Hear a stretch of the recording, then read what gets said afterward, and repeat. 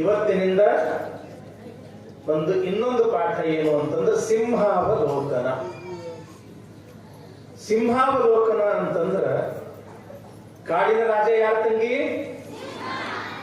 ಕಾಡಿಗೆ ರಾಜ ಆಗಿದ್ರು ಸಹಿತ ಅದು ಸೊಮ್ಮ ನೇರ ನೋಡ್ಕೊಂತ ಹೋಗೋದಿಲ್ಲ. ಅದು ಹಿಂದೆ ನೋಡ್ತದ ಮುಂದೆ ಹೋಗ್ತದ, ಹಿಂದೆ ನೋಡ್ತದ ಮುಂದೆ ಹೋಗ್ತದ. ಹಿಂದೆ ನೋಡ್ಕೊಂತ ಮುಂದೆ ಹೋಗೋದಕ್ಕೆ ಏನಂತ ಕರೀತಾರ ಅಂತಂದ್ರ ಸಿಂಹಾವಲೋಕನ. ಇಲ್ಲಿ ಪುರಾಣದೊಳಗೂ ಕೂಡ ಸಿಂಹಾವಲೋಕನ ಮಾಡ್ಬೇಕು ನಾವು ನೀವು. ಅಂದ್ರೆ ಏನು? ನೀವು ಕುಂತಿರಲ್ಲ ಎಂದು ನೋಡುದಲ್ಲ, ಏನ್ ಇದ್ರ ಅರ್ಥ? ನಿನ್ನೆ ದಿವಸ ಪುರಾಣದೊಳಗೆ ಯಾವ ವಿಚಾರ ಬಂತು ಸ್ವಲ್ಪ ನೆನಪು ಮಾಡಿಕೊಂಡು ಇವತ್ತಿನ ಪುರಾಣ ವಿಚಾರ ಹೇಳೋದಕ್ಕೆ ಏನಂತ ಕರೀತಾರೆ? ಸಿಂಹಾವಲೋಕನ. ಯಾಕೆ ಈ ಪದ್ಧತಿ ಮಾಡ್ಯಾರ? ಹೇಳಿದ್ರು ಎಲ್ಲ ಹೊಳೆ ಗುಣಸಿ ಅಂತ ತೊಳೆದಂಗ ಆಗಬಾರದು, ನೆಲಕ್ಕೆ ಹಾಕಬೇಕು, ನೆಲಕ್ಕೆ. ಇವತ್ತು ಮನ್ಯಾಗ ದನಗಳ ನೋಡಿ ನಿಮ್ ತಂಗಿ ಎಷ್ಟು ಗಟ್ಮುಟ್ಟಿರ್ತಾವ ಇಲ್ಲ? ಯಾಕೆ ಗಟ್ಮುಟ್ಟಿರ್ತಾವ? ತಿನ್ನುವಾಗ ಬಡ ಬಡ ಬಡ ತಿಂತಾವ. ರಾತ್ರಿ ಏನ್ ಮಾಡ್ತಾವ? ನೆಲಕ್ಕೆ ಹಾಕ್ತಾವೇನಿಲ್ಲ. ತಾವು ತಿಂದಿದ್ದು ಮತ್ತೆ ಹೊಳ್ಳಿ ತೆಗೆದು ಬಾಯಿಯೊಳಗೆ ಸಣ್ಣ ಅದನ್ನು ನುರಿಸಿ ತಿಂದಾಗ ಅದು ಜೀರ್ಣ ಆಗ್ತದ. ಹಂಗ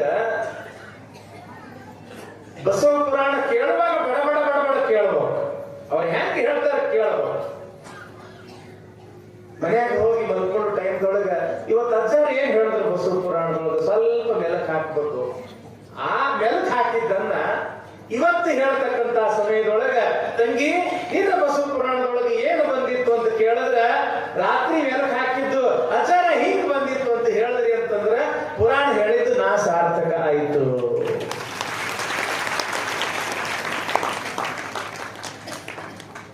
ಮತ್ ನಾವ್ ಹೇಳಿದ್ದಕ್ಕೆ ನಮ್ಮ ಬಿಲ್ ಕೊಡ್ಬೇಕು ಬೇಡ ನೀವು? ಹೌದಲ್ರಿ? ಈಗ ಯಾವುದೇ ವಸ್ತು ತಗೊಂಡ್ರಿ ಅಂತಂದ್ರೆ ಕಿರಾಣಿ ಅಂಗಡಿಯಾಗಿದ್ದಾಗ್ಲಿ ಯಾವ್ದ ಅಂಗಡಿಯಾಗಿದ್ದಾಗಿತ್ತು ಪುಕ್ಷಕ್ಕೆ ಕೊಡ್ತಾರೆ ಅವರು. ನೀವೇನಾರು ಹಣ ಕೊಟ್ಟಾಗ ಕೊಡ್ತಾರೇನಿಲ್ಲ, ಬಿಲ್ ಕೊಡಬೇಕು. ಬಿಲ್ ಕೊಟ್ಟಾಗ ಅದು ಪೂರ್ತಿ ಆಗ್ತದೆ. ನಮ್ಮ ಬಿಲ್ ಏನು? ಪುರಾಣ ಹೇಳಿದ ಬಿಲ್ ಏನು?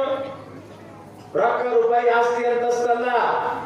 ನಾವು ಹೇಳಿದ್ದನ್ನ ನೀವು ನಿಷ್ಠೆಯಿಂದ ಕೇಳಿದ್ರಿ, ಅದೇ ನಮ್ಮ ಬಿಲ್. ಒಂದ್ ಕತಿ ಹೇಳಿ ಹೆಂಗ ಅನ್ನೋದು. ತಿಮ್ಮ ಮತ್ತು ತಿಪ್ಪ ಇಬ್ಬರು ಗೆಳೆಯರು. ಅಜ್ಜಾರ ಇಂತಾರು ಹೇಳ್ರಿ ಅಗ್ದಿ ನಮ್ಗೆ ಮಜಾ ಬರ್ತೈತೆ ಅಂತೇಳಿ. ಹೌದಲ್ಲ? ಒಂದಿಟ್ಟು ನಮ್ಮ ಕುಸ್ಗಳದಾವ 8-10. ಅಲ್ಲಿ ಮ್ಯಾವನ್ನ ಇದ್ದು ಕೋಲಿಗೆ ಬರ್ತಾರ. ಅಜ್ಜಾರ ಕತಿ ಹೇಳ್ರಿ ಅಂತ ಕುಂದಿರ್ತಾರ. ಇಬ್ಬರು ಗೆಳೆಯರು, ಅವ್ರ ಹೆಸರೇನು? ತಿಮ್ಮ ಮತ್ತು ತಿಪ್ಪ. ಎಲ್ಲಿಗೆ ಹೋದ್ರು? ಕ್ಯಾಡಗಿಂದ ಇಂಡಿಗೆ ಹೋದ್ರು ನೋಡ್ರಿ. ಸಿಕ್ಕಾಪಟ್ಟೆ ಹೊಟ್ಟೆ ಹಸ್ತಿತ್ತು. ಮಧ್ಯಾಹ್ನ 3 ಗಂಟೆ 4 ಗಂಟೆ ಆಗಿತ್ತು. ಬೆಳಗ್ಗೆಯಿಂದ ಏನೂ ತಿಂದಿದ್ದಿಲ್ಲ. ಯಾವ ಹೋಟೆಲ್ದೊಳಗೆ ಏನು ಚಲೋ ಸಿಗ್ತದ ಅದು ತಿಳ್ಕೊಂಡು ಆ ಹೋಟೆಲ್ ಬೋರ್ಡ್ ನೋಡ್ಕೊಂತ ನಡೆದಿದ್ರು. ಅಲ್ಲಿ ಒಂದು ದೊಡ್ಡ ಹೋಟೆಲ್ ಮ್ಯಾಲ ಬೋರ್ಡ್ ಹಾಕಿದ್ರು. ಏನಂತ? ಇಲ್ಲಿ ಬೇಕಾದವರು ಬೇಕಾಗಿದ್ದನ್ನ ಬೇಕಾದಷ್ಟು ತಿನ್ನಬಹುದು, ಬಿಲ್ ಮಾತ್ರ ಅವ್ರ ಮೊಮ್ಮಕ್ಕಳ ಕಡೆಯಿಂದ ವಸೂಲಿ ಮಾಡ್ತೀವಿ. ಅಂದ್ರೆ ಇವರು ನಮ್ದ ಮದುವೆ ಆಗಿಲ್ಲ, ಇನ್ನು ನಮ್ಮ ಮೊಮ್ಮಕ್ಕಳು ಯಾವಾಗ ಹುಟ್ಟಬೇಕು, ಅವ್ರು ಯಾವಾಗ ಬಿಲ್ ಕೊಡಬೇಕು, ಮುಂದಿನ ಯಾವ ನೋಡ್ಯಾನ. ಮತ್ತೆ ಹಸ್ತದ ಎಕ್ಕಳಾಗಿ ತಿಂದ್ರ ಹಾಕೊಂಡು ತಿಳ್ಕೊಂಡು ಹೋಟೆಲ್ ಹೋಗ್ತಿದ್ರು. ಏ ತಮ್ಮ ಏನೈತಿ? ಎಲ್ಲಾ ಐತಿ. ಏಟ್ಲಿ ಐತಿ, ದ್ವಾಸೆ ಐತಿ, ಬಡ್ ಐತಿ, ಉಪ್ಪಿಟ್ಟು ಐತಿ, ಸುಸಲ ಐತಿ, ಅದು ಐತಿ, ಇದು ಐತಿ, ಎಲ್ಲ ಒಂದೊಂದು ಪ್ಲೇಟ್ ತಗೊಂಡು ಬಾ ಅಂದ್ರು. ತಂದಿಟ್ರು. ಇಬ್ರು ಏನು ಇಲ್ಲಿ ತರ ಬರತನ ತಿಂದ್ರು ನೋಡ್ರಿ. ಹಿಂಗ್ ಬಾಳ ಹಾಕಿ ಅಷ್ಟು ಬರತನ ತಿಂದ್ರು. ಹೊಟ್ಟೆ ಮೇಲೆ ಕೈ ಆಡಿಸ್ಕೊಂಡು ಓಪ ಅಂತ ಹೋಟೆಲ್ ಹಿಂಗ್ ಹೊರಗೆ ಬರಾಕತ್ತಿದ್ರು. ಹೋಟೆಲ್ ಮಾಲಕ ಅಂದ, ಏನೋ ತಮ್ಗೊಳ್ಯ ಮತ್ತ ಉಂಡ್ರಿ ಮತ್ತ ಬಿಲ್ಲು ಸರ್ಕಾರ ಏನಂತ ಬೋರ್ಡ್ ಹಾಕಿ ನೀನು? ಬೇಕಾದವರು ಬೇಕಾಗಿದ್ದನ್ನು ಬೇಕಾದಷ್ಟು ತಿನ್ನಬಹುದು, ಬಿಲ್ ಮಾತ್ರ ಮೊಮ್ಮಕ್ಕಳ ಕಡೆಯಿಂದ ವಸೂಲಿ ಮಾಡಬಹುದು, ಮಾಡ್ತೀವಿ ಅಂತ ಹಾಕಿರಿ. ಮತ್ತು ನಾವು ಉಂಡಿವೆಲ್ಲ ನಮ್ಮ ಮೊಮ್ಮಕ್ಕಳ ಕಡೆಯಿಂದ ನೀವು ಬಿಲ್ ವಸೂಲಿ ಮಾಡ್ರಿ.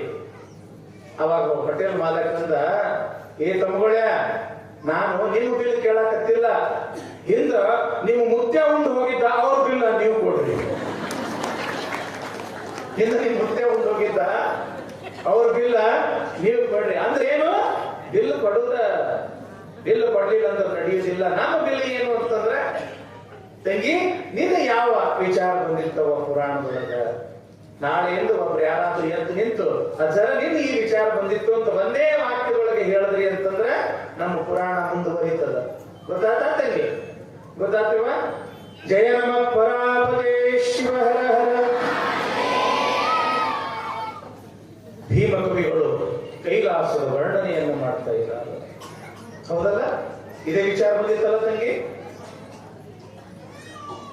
ಅಸಿಲಗಿರಿ ಸಮಂ ಸ್ಯಾತ್ಕಜ್ಜಲಂ ಸಿಂಧು ಪಾತ್ರೆ ಸುರತರುವರ ಶಾಖಾ ಲೇಖಿಣಿ ಪತ್ರ ಮೂರ್ತಿ. ರಜತಗಿರಿ ಅದು ಬೆಳ್ಳಿಯ ಬೆಟ್ಟ ಅಂತ ಕರಿತೀವಿ ನಾವು ಕನ್ನಡದೊಳಗೆ. ಪರಮಾತ್ಮ ಇರ್ತಕ್ಕಂಥ ಆ ಬೆಟ್ಟಕ್ಕ ಬೆಳ್ಳಿಯ ಬೆಟ್ಟ, ಕೈಲಾಸ ಪರ್ವತ, ಅಪೂರ್ವವಾಗಿರ್ತಕ್ಕಂಥ ಜ್ಞಾನ ಸಿಂಹಾಸನದ ಮೇಲೆ ಪರಮೇಶ್ವರ, ಪಾರ್ವತಿ, ಗಣಪ, ಷಣ್ಮುಖರ ಸಮೇತನಾಗಿ ಕುಳಿತಿರ್ತಕ್ಕಂಥ ಸಂದರ್ಭ. ಅವನ ಎಡಬಲದಲ್ಲಿ ಸೃಷ್ಟಿ ಸ್ಥಿತಿ ಲಯಕರ್ತರಾಗಿರ್ತಕ್ಕಂಥ ಬ್ರಹ್ಮ, ವಿಷ್ಣು, ರುದ್ರರು, ಪಾರ್ವತಿ, ಸರಸ್ವತಿ, ಕಾಳಿಯರು, ಇಂದ್ರಾಣಿಯರು, ಸಪ್ತ ಋಷಿಗಳು, ಭೂತಗಣ, ಪ್ರೇತಗಣ, ಪಿಶಾಚಗಣ, ಅನೇಕ ದೇವಾನು ದೇವತೆಗಳಿಂದ ಆ ಶಿವನ ಸಭೆ ತುಂಬಿ ತೊಡಕತ್ತದ. ಅಲ್ಲಿ ನಂದಿ, ಭೃಂಗಿ ಆನಂದದಿಂದ ಆ ಒಂದು ಮಧುರಮಯ, ಆ ಶಿವಮಯ ಸಂಭ್ರಮದಲ್ಲಿ ಎಲ್ಲರೂ ಇರತಕ್ಕಂತ ಸಮಯದೊಳಗ ಯಾರು ಬಂದ್ರು? ನಾರಾಯಣ ನಾರಾಯಣ ನಾರಾಯಣ ಅಂತ ನಾರದ ಮಹರ್ಷಿಗಳು ಬಂದರು. ಪರಮಾತ್ಮನಿಗೆ ನಮಸ್ಕಾರವನ್ನ ಮಾಡಿ, ಹೇ ಜಗತ್ತಿನ ಒಡೆಯನಾಗಿರ್ತಕ್ಕಂಥ ಶಂಕರ, ಯಾವಾಗ ಭೂಲೋಕದಲ್ಲಿ ಅನ್ಯಾಯ ಅಧರ್ಮ ತೆರೆ ಎತ್ತಿ ಬೆರೀತದ, ಆವಾಗ ನಾನು ಅವತಾರವನ್ನ ಎತ್ತಿ ಧರ್ಮವಂತರನ್ನ ಕಾಪಾಡ್ತೇನೆ, ಧರ್ಮವನ್ನ ಮತ್ತೆ ನಾನು ಪುನಃಸ್ಥಾಪನೆ ಮಾಡ್ತೀನಿ ಅಂತ ವಚನವನ್ನ ಕೊಟ್ಟಿರ್ತಕ್ಕಂಥ ಹೇ ಭೋಲೆನಾಥ, ನಿನ್ನ ದೃಷ್ಟಿ, ನಿನ್ನ ಅಪೂರ್ವವಾಗಿರ್ತಕ್ಕಂಥ ದೃಷ್ಟಿಯಿಂದ ಒಂದಿಷ್ಟು ಭೂಲೋಕದತ್ತ ನೋಡು. ಅನ್ಯಾಯ ಅಧರ್ಮ ತಲೆ ಎತ್ತಿ ಬೆರೆಯಾಗುತ್ತದ. ಭೂಲೋಕದಲ್ಲಿ ನೀನು ಅವತಾರ ಎತ್ತತಕ್ಕಂಥ ಸಮಯ ಬಂದದ. ನೀನು ಭೂಲೋಕದಲ್ಲಿ ಅವತಾರ ಎತ್ತಿ ಭೂಲೋಕವನ್ನು ಉದ್ಧಾರ ಮಾಡುವಂತ ತಿಳ್ಕೊಂಡು ಯಾವಾಗ ನಾರದ ಮಹರ್ಷಿಗಳು ಹೇಳಿದ್ರು, ಆವಾಗ ಶಿವ ಅಂತಾನ, ಹೌದು ನಾರದ, ಈ ಸಲ ಭೂಲೋಕದಲ್ಲಿ ನಾನು ಅವತಾರ ಎತ್ತುವುದಿಲ್ಲ, ಬದಲಾಗಿ ನನ್ನ ವಾಹನನಾಗಿರ್ತಕ್ಕಂಥ ನಂದೀಶ ಬಸವಣ್ಣನಾಗಿ ಈ ಲೋಕವನ್ನು ಉದ್ಧಾರ ಮಾಡ್ತಾನೆ. ನಂದೀಶರೊಳಗಂತಹ ಶಕ್ತಿ ಅದ ಏನು? ನಾರದ, ನಂದೀಶ ಸಾಮಾನ್ಯ ಅಂತ ತಿಳ್ಕೊಳ್ಳಕ್ ಹೋಗ್ಬೇಡ. ನಾನೇ ನಂದೀಶ, ನಂದೀಶನೇ ನಾನು. ನಮ್ಮಿಬ್ಬರಲ್ಲಿ ಯಾವುದೇ ರೀತಿಯ ಭೇದ ಇಲ್ಲ. ಹೇ ನಂದೀಶ, ಭೂಲೋಕದಲ್ಲಿ ಅವತಾರವನ್ನು ಎತ್ತಿ ನೀನು ಭೂಲೋಕವನ್ನು ಉದ್ಧಾರ ಮಾಡಪ್ಪ. ಅಲ್ಲಿ ಎಲ್ಲರೂ ಪ್ರೀತಿಯಿಂದ ಸಾಮರಸ್ಯದಿಂದ ಬದುಕುವ ಹಾಗೆ ಮಾನವೀಯ ಮೌಲ್ಯಗಳನ್ನ ಆ ಜನರಲ್ಲಿ ನೀನು ಬಿತ್ತು ಅಂತ ತಿಳ್ಕೊಂಡು ಪರಮಾತ್ಮ ಆಜ್ಞೆಯನ್ನ ಮಾಡಿದ. ಆವಾಗ ನಂದೀಶ ಕೈ ಜೋಡಿಸಿ, ಯಪ್ಪಾ ಶಿವನೇ, ಸದಾವಕಾಲ ನಿನ್ನ ಸಾನ್ನಿಧ್ಯವನ್ನೇ ಬಯಸಿರ್ತಕ್ಕಂಥ ನನಗೆ ನಿನ್ನನ್ನು ಅಗಲತಕ್ಕಂಥ ಶಕ್ತಿ ಇಲ್ಲ ತಂದೆ, ನನ್ನನ್ನ ನೀನು ಭೂಲೋಕಕ್ಕೆ ಕಳಿಸ್ಬೇಡ ಅಂತ ಕೇಳಿದಾಗ ಶಿವ ಅಂತನ, ಹೇ ನಂದೀಶ, ನನ್ನನ್ನ ಬಿಟ್ಟು ಇರ್ತಕ್ಕಂಥ ಶಕ್ತಿ ನಿನಗೆ ಹೆಂಗ ಇಲ್ಲೋ, ನಿನ್ನನ್ನು ಕೂಡ ಬಿಟ್ಟು ಇರ್ತಕ್ಕಂಥ ಶಕ್ತಿ ನನಗೂ ಕೂಡ ಇಲ್ಲ. ನೀ ಮುಂದೆ ಅವತಾರವನ್ನ ಎತ್ತು, ನಿನ್ನ ಜೊತೆಗೆ ಇಲ್ಲೇನು ದೇವಾನು ದೇವತೆಗಳಿದಾರಲ್ಲ, ಇವರು ಕೂಡ ಅಲ್ಲಲ್ಲಿ ಅವತಾರವನ್ನ ಎತ್ತಿ ನಿನ್ನನ್ನ ಬಂದು ಕೂಡುತ್ತಾರಲ್ಲ. ಅಷ್ಟೇ ಅಲ್ಲ, ನಾನು ಕೂಡ ಗುರು ಲಿಂಗ ಜಂಗಮ ರೂಪದಿಂದ ಬಂದು ನಿನ್ನನ್ನ ಕಾಣ್ತೀನಿಯಪ್ಪ, ನಿನಗೆ ದರ್ಶನ ಕೊಡ್ತೀನಿಯಪ್ಪ ಅಂತ ಶಿವ ಅಭಯವನ್ನ ಇದ್ದ.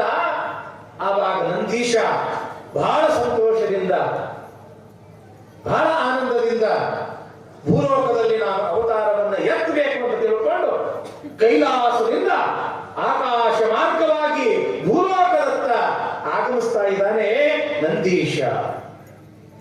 ಜಂಬೂ ದ್ವೀಪ, ಭರತಖಂಡ,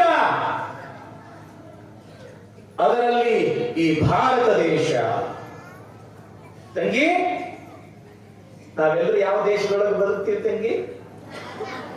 ಭಾರತ ಅಂದ್ರೆ ಏನು ಗೊತ್ತದ ನಿಮಗೆ? ಭಾರತ. ಭಾ ಅಂತಂದ್ರೆ ಬೆಳಕು. ಯಾವ ದೇಶದೊಳಗೆ ನಾವು ಬದುಕಾಕತ್ತೀವಿ ಆ ದೇಶದ ಶಬ್ದ, ಅದರ ಅರ್ಥ ನಮಗೆ ಗೊತ್ತಿಲ್ಲ ಅಂತಂದ್ರೆ ಪ್ರಯೋಜನ ಆಗುವುದಿಲ್ಲ ತಂಗಿ.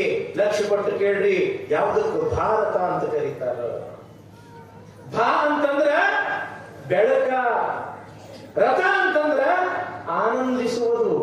ಯಾರು ಬೆಳಕಿನೊಳಗೆ ಆನಂದಿಸುತ್ತಾರೆ ಅವರು ಭಾರತೀಯರು. ಬೆಳಕು ಅಂತಂದ್ರೆ ಎಂಥ ಬೆಳಕು? ಈ ದೀಪದ ಬೆಳಕಲ್ಲ, ಜ್ಞಾನ ಅನ್ನೋ ದೀಪದ ಬೆಳಕು, ಅರಿವು ಅನ್ನೋ ದೀಪದ ಬೆಳಕು, ಆತ್ಮಜ್ಞಾನ ಎಂಬತಕ್ಕಂಥ ಬೆಳಕಿನೊಳಗ ಯಾರು ಆನಂದವನ್ನು ಪಡ್ತಾರೋ ಅಂಥವರೆಲ್ಲ ಭಾರತೀಯರು. ನಮ್ಮೊಳಗೆಲ್ಲ ಬೆಳಕೈತೆ ನೀವು ತಂಗಿ. ನಾವ್ಯಾರು? ನಾವು ಪರಮಾತ್ಮನ ಸ್ವರೂಪರು. ನಾವು ಎಲ್ಲಿಂದ ಬಂದೀವಿ? ಪರಮಾತ್ಮನಿಂದ ನಾವು ಬಂದೀವಿ. ಮತ್ತೆ ನಾವು ಎಲ್ಲಿಗೆ ಹೋಗ್ತೀವಿ? ಮತ್ತೆ ಪರಮಾತ್ಮನಲ್ಲಿಯೇ ನಾವು ಹೋಗ್ತೀವಿ ಅಂತಕ್ಕಂಥ ಆ ಆತ್ಮಜ್ಞಾನವನ್ನ ಇರ್ತಕ್ಕಂಥವರು ಭಾರತೀಯರು. ಭಾರತ. ಗೊತ್ತಾತು ತಂಗಿ? ಶಬ್ದದ ಅರ್ಥ ಗೊತ್ತಾತು?